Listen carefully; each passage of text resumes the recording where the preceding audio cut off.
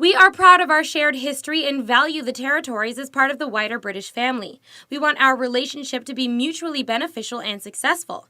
We know there are many challenges, but our relationship is strong enough to tackle them as they arise. Our support for the islands is a good example of our new approach.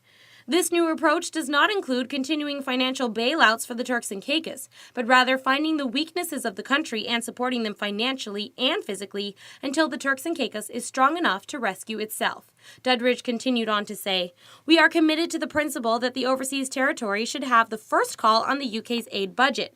However, that cannot be in the form of unconditional handouts of UK taxpayers' money.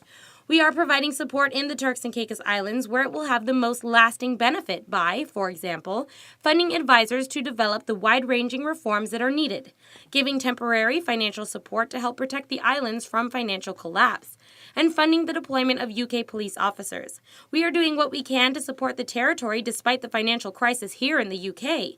In exchange, we want the territory to manage its affairs as successfully and effectively as possible." In today's world, that means sound public finances with high quality and accountable government and public services. Duddridge brought to attention the recent small loans that the Department for International Development has given to the TCI. Loans which Duddridge states come with conditions that the Turks and Caicos Islands government can, by the end of 3 years, show a drastic improvement in controlling their public finances and balance their budgets.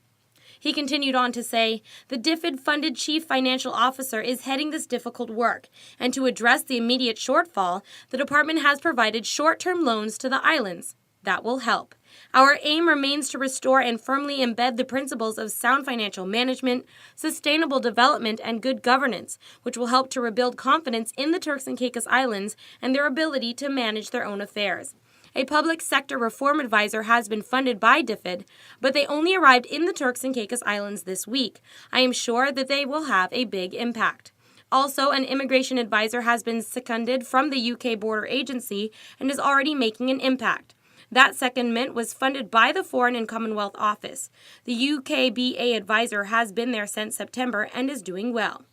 Duddridge ended his speech by stating that much work still needs to be done in the Turks and Caicos, and that the UK will support the Turks and Caicos Islands to their best ability.